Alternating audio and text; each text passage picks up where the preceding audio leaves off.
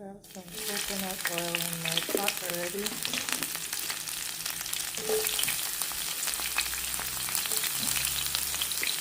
I'm just putting some garlic, some onion, some scallion,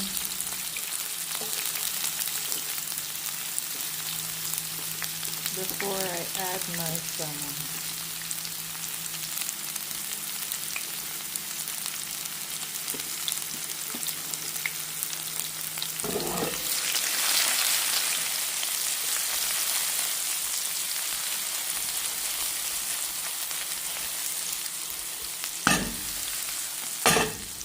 Next up, I'm going to add my salmon.